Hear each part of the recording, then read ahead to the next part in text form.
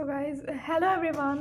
हम आज डिस्कस करने वाले हैं मेरे रिसेंटली जो मैंने 2 एग्ज़ाम्स दिए हैं। एक मैंने दिया था 14 की फर्स्ट शिफ्ट को पढ़ा था मेरा एसआई का, जो कि मेरा पढ़ा था लखीमपुर खीरी में, और 28 को मेरा केवीएस का मेंस एग्ज़ाम था जेएसए वाला। तो केवीएस के जेएसए में जो प्री में मेरा स्कोर था इट वाज 209। तो पता नहीं चला था कि कट ऑफ कितना गया है, बट शॉर्ट लिस्टेड शो कर रहा था। एंड तो पहले हम डिस्कस करते हैं केवीएस का, उसके बाद हम एसआई का डिस्कस करेंगे। बट केवीएस के लिए मैंने ज़्यादा प्रिपेयर तो किया नहीं था, क्योंकि एसआई का एग्ज़ाम था 14 की फर्स्ट शिफ्ट को, फिर 28 को, बस 10-12 डेज अराउंड मिला हुआ। एंड इसमें भी मैंने तो पढ़ाई की नहीं, क्योंकि मुझे जुकाम हो गया था। तो उसके बाद लेकिन मैंने एक बुक मंगाई थी, क्योंकि मुझे समझ में नहीं आ रहा था कि मैं क्या पढ़ूँ उस मेंस के लिए, और डिस्क्रिप्टिव में क्या आएगा, इतना कुछ क्लियर समझ नहीं आ रहा था।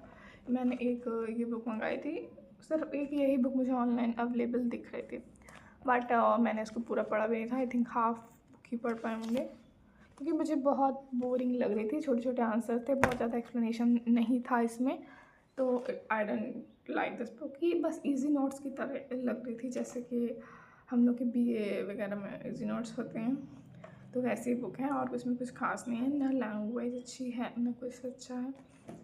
फिर मैंने थोड़ा बहुत पढ़ा था कि कुछ तो पढ़ लूँ, तो फिर जो आया है केवीएस के एग्ज़ाम में वो बहुत ही अनएक्सपेक्टेड था मेरे लिए, बिकॉज उसके जो जीएस थे मुझे लगता है कि इतनी मुझे नहीं आ रही थी। एक ये मैलिबिलिटी वाला क्वेश्चन था वो सही है, पैसिफिक क्वेश्चन वाला सही है। इसी तरह का एक पेन एंड पेपर वाला कॉम्प्लीमेंट्री गुड्स में शायद पेन एंड पेपर होगा, आई थिंक मैंने वही किया। और lotic fresh water ecosystem, I think ये पॉन्ड्स है, इसीलिए मैं किसी में भी 100% श्योर नहीं हूँ जो भी आंसर मैंने किए हैं, बट मैंने कर दिए हैं। और इसी तरह खैर reasoning was fine, but still एक सीरीज मुझसे सॉल्व नहीं हुई, पता नहीं क्यों मुझसे सॉल्व नहीं हो रही। इतने टाइम के बाद भी ये वाली जो सीरीज़ थी ये मुझसे सॉल्व नहीं हुई है। क्या है 5, 11, 24 वाली 2, 4, 5, ऐसे इसमें जो पूछते हैं कि कौन सा नंबर रॉन्ग है, तो वो चीज़ थोड़ी कंफ्यूजन हो जाती है।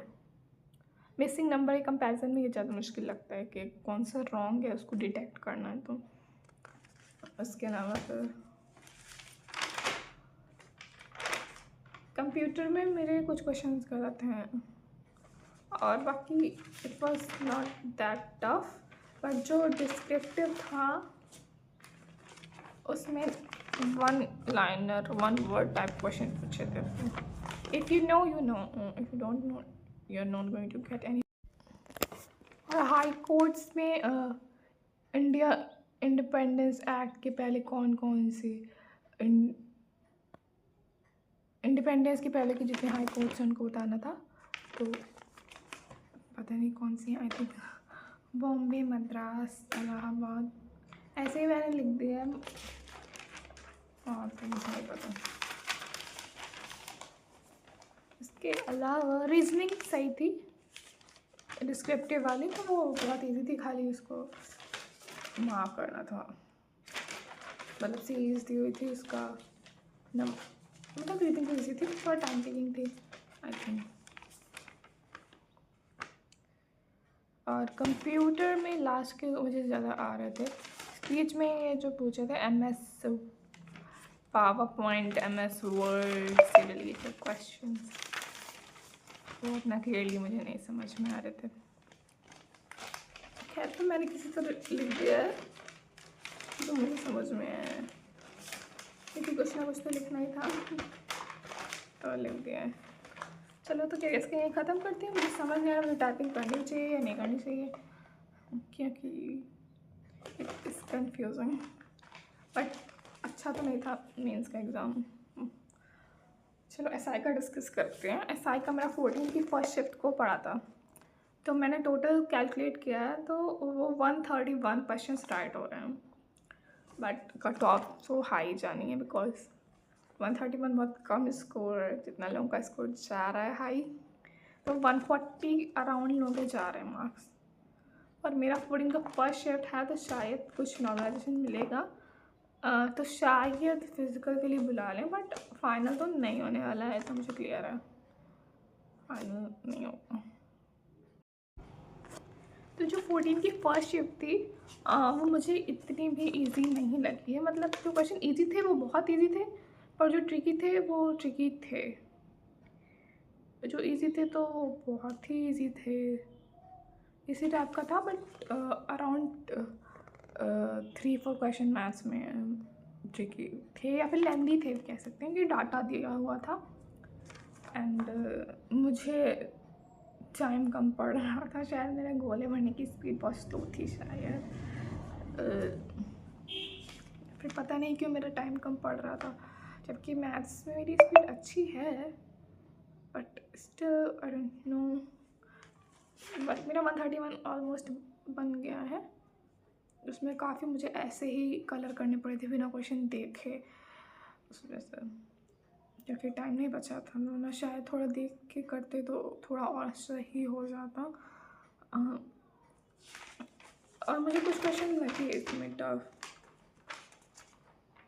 कहाँ गया मेरा साई का, ये रहा। और जैसे जीएस के भी कुछ क्वेश्चन थे, जैसे ड्रग हीरोइन किससे एक्सट्रैक्ट हुई है, वो तो मैंने गेस किया था बट सही हो गया। और साइंस के क्वेश्चंस थे, और आई डोंट थिंक ये इतने कॉमन क्वेश्चन हैं।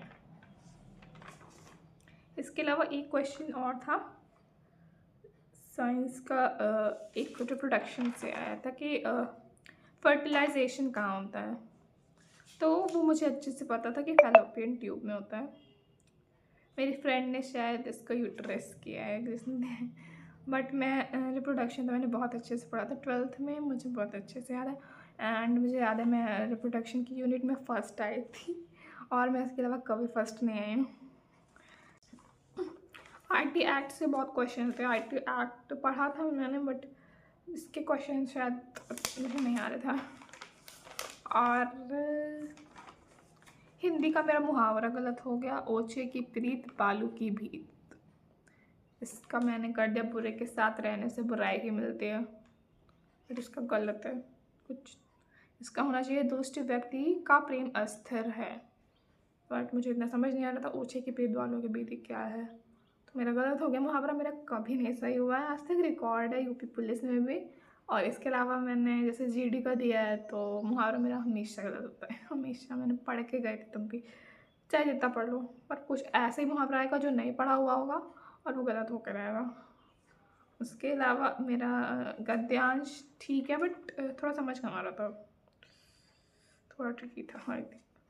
इसके अलावा एक क्वेश्चन था, क्वेश्चन नंबर 5, इसमें शुद्ध वाक्य चयन करना था, तो उसमें 2 कन्फ्यूजिंग लग रहा था, यह सारा काम तुमने करा है और यह सारा काम तुमने किया है। तो जो किया वाला है वो राइट है, मैंने करा है वाला राइट कर दिया है, जो मेरा वो भी गलत हो गया।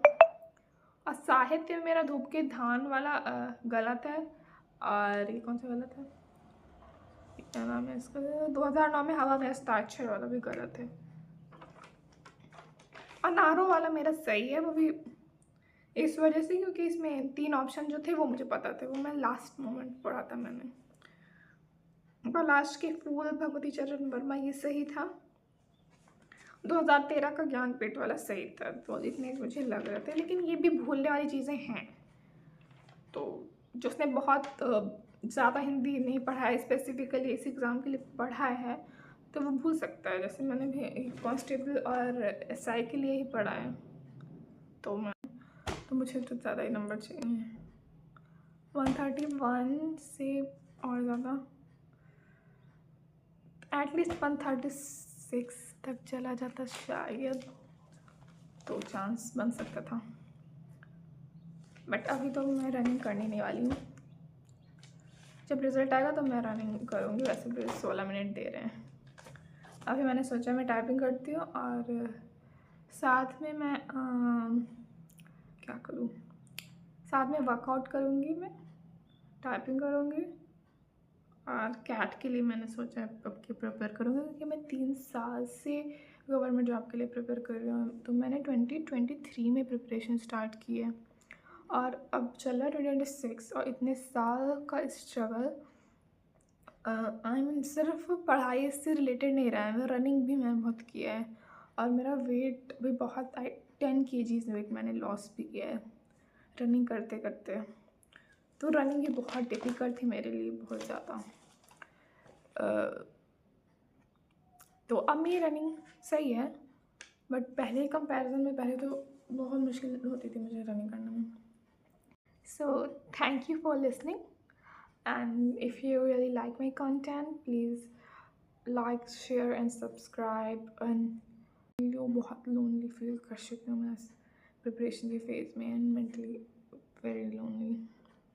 तो मैं अदर थिंग्स के साथ ही या तो मैं कोई जॉब करूँगी फिर प्रिपरेशन करूँगी, या तो मैं व्लॉगिंग करूँगी फिर प्रिपरेशन करूँगी, बट मैं इससे प्रिपरेशन अब नहीं कर सकती हूँ बिकॉज मुझे माइग्रेन होता है, मैं ज़्यादा पढ़ती भी हूँ। तो मैंने 3-4 बार आई टेस्ट भी करवाया है, बट चश्मा मुझे लगा नहीं है कभी, पता नहीं क्यों मुझे एकदम से आई स्ट्रेन भी होता है, आइज़ में जलन होती है।